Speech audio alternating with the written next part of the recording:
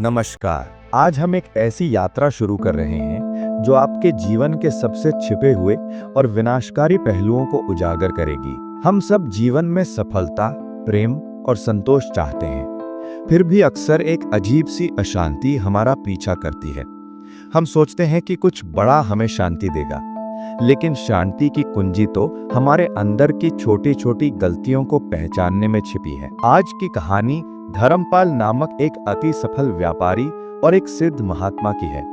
ये केवल एक कहानी नहीं है, बल्कि ये मानव मन का एक गहन अध्ययन है, उन 5 महागलतियों का जो मनुष्य को उसके वास्तविक स्वरूप और खुशी से दूर रखती हैं। तैयार हो जाइए और इस यात्रा में उतरिए। धर्मपाल ने एक विशाल साम्राज्य खड़ा कर लिया था। दौलत, सम्मान, यश, सब कुछ उसके पास था। लेकिन रात को जब वो अकेला होता तो एक खालीपन उसे बेचैन कर देता था। एक दिन बेचैन होकर वो पहाड़ पर रहने वाले महात्मा के पास पहुंचा। हे ज्ञानी महात्मा, मैंने संसार की हर चीज पाली है, पर मन की शांति नहीं मिल रही। क्या मैं अपने धन से भी शांति खरीद नहीं सकता? महात्मा बोले, शांति खरीदी नहीं जाती धर्मपाल, वो जी जाती है।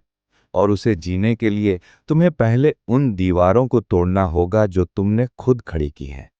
मैं तुम्हें 5 महागलतियों के बारे में बताता हूं जिनसे तुम्हें बचना चाहिए। पुत्र, पहली गलती है अहंकार की बीमारी। ये वो भ्रम है जो तुम्हें विश्वास दिलाता है कि तुम अपने कर्मों के परिणाम से बड़े हो। ये मैं और मेरा की एक मोटी परत है। अहंकार वास्तव में एक रक्षा तंत्र है। जब हम अंदर से असुरक्षित महसूस करते हैं तो हम बाहर से कठोर और ज्ञानी बनने का नाटक करते हैं। सफलता के बाद ये बीमारी सबसे पहले लगती है। अहंकार फुसफुसाता है, ये सब केवल तुमने किया है। तुम भूल जाते हो कि तुम्हारी सफलता में तुम्हारे माता पिता का आशीर्वाद, गुरु का मार्गदर्शन, कर्मचारियों का सहयोग और यहाँ तक कि तुम्हारे अच्छे समय का भाग्य भी शामिल था। अहंकार के विनाशकारी लक्षण हैं, सबसे पहले वो सुनने से इनकार करता है। अहंकारी व्यक्ति कभी किसी की सलाह नहीं सुनता, क्योंकि उसे लगता है कि उसे सब पता है। इस तरह वो सीखने का अवसर खो देता है। दूसरा लक्षण है तुलना और तिरस्कार। वो हमेशा दूसरों से अपनी तुलना करता है और उन्हें नीचा दिखाता है, ताकि वो खुद को ऊंचा महसूस कर सके। और तीसरा, ये रिश्तों में दरार डालता है। माफी मांगने में शर्म, गलती न स्वीकारने की जिद धीरे धीरे तुम्हें अकेला कर देती है। अहंकार को हराने का उपाय केवल 3 है। पहला है कृतज्ञता।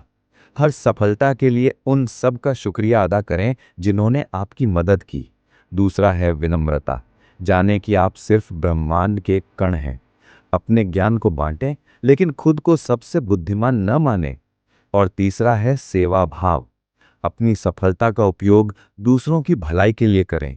जब आप देते हैं तो मैं छोटा हो जाता है और हम बड़ा। दूसरी गलती है दूसरों की प्रगति से ईर्ष्या करना।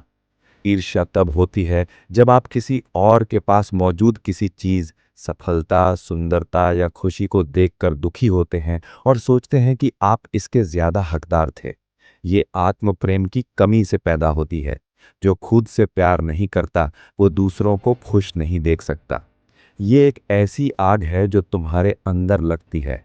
ईर्ष्या का विनाशकारी प्रभाव ये है कि आप अपनी शक्ति, अपना समय और अपना ध्यान अपने लक्ष्यों से हटाकर उस व्यक्ति पर केंद्रित कर देते हैं जिससे आप जलते हैं। आप सोचते हैं कि काश मेरे पास भी ये होता, या ये इसका हकदार नहीं था।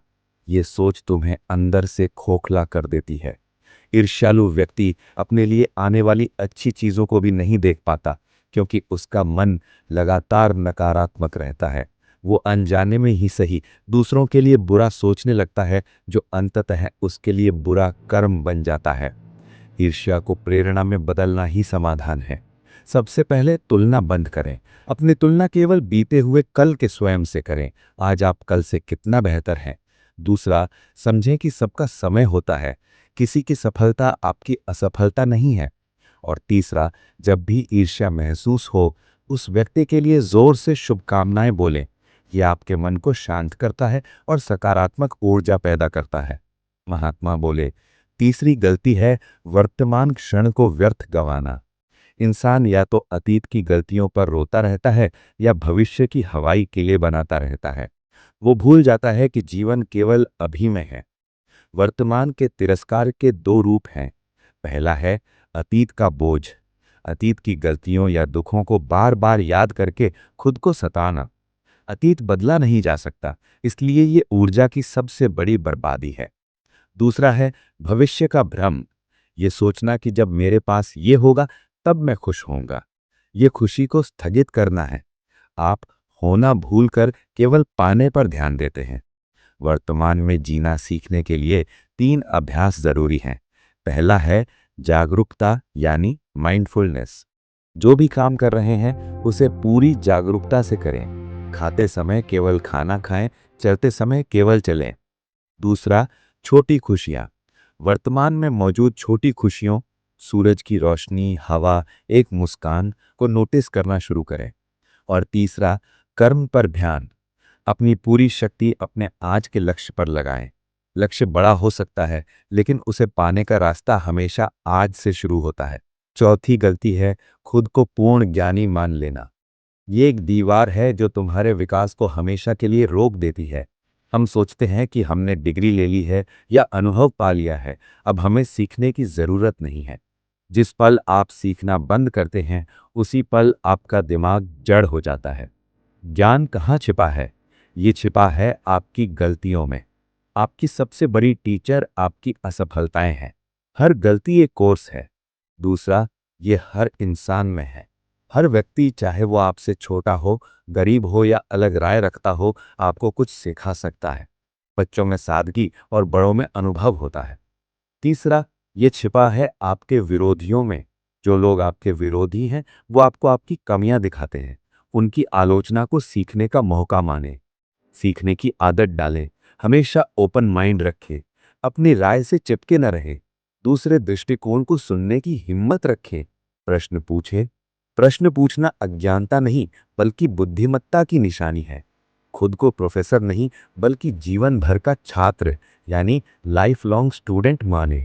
पुत्र, पांचवी और सबसे घातक गलती है जानबूझकर किसी को दुख पहुंचाना या धोखा देना। ये गलती तुम्हारे सारे पुण्य कर्मों पर पानी फेर देती है। संसार एक प्रतिध्वनि है, तुम जो देते हो वही वापस आता है। यही कर्म का नियम है। ये एक भ्रम है कि आप किसी को चोट पहुंचाकर खुद बच सकते हैं। तुम्हारी आंतरिक शांति हमेशा तुम्हारे कर्मों का प्रतिबिंब होती है। जब तुम किसी को दुख पहुंचाते हो तो तुम्हारी आत्मा पर एक दाग लगता है। वो दाग तुम्हारी नींद, तुम्हारी खुशी और तुम्हारे रिश्तों को नष्ट कर देता है। प्रेम और करुणा की शक्ति ही समाधान है। पहला, दया। अपनी वाणी, विचार और कर्म से हमेशा दयालुता फैलाएं। दूसरा, क्षमा। दूसरों को क्षमा करें और सबसे महत्वपूर्ण, खुद को भी। ये कर्म के बोझ को हल्का करता है। और तीसरा, निस्वार्थता। अपने हर काम में दूसरों की भलाई का विचार रखें। यही आपको वास्तविक और स्थायी आनंद देता है। निष्कर्ष, शांति का मार्ग। धर्मपाल ने महात्मा के चरणों को छुआ और अपने महल की ओर नहीं, बल्कि एक नए जीवन की ओर लौटा। उसने उन 5 महागलतियों, अहंकार, ईर्ष्या, वर्तमान का तिरस्कार, सीखने से इनकार और बुरे कर्म को अपने जीवन से बाहर कर दिया। और फिर धन के रहते हुए भी उसने परम संतोष पा लिया। याद रखें, ये गलतियां केवल बुरी आदतें नहीं, ये आपकी आत्मा की दीवारें हैं। इन्हें तोड़ दें और आप अपनी वास्तविक खुशी को प्राप्त करेंगे। अगर इस कहानी ने आपके मन को छुआ है तो इसे लाइक करें और उन लोगों के साथ साझा करें जिनकी आप परवाह करते हैं। ऐसी और गहन कहानियों के लिए हमारे चैनल को सब्सक्राइब करें और अपने विचार कमेंट में लिखें। धन्यवाद।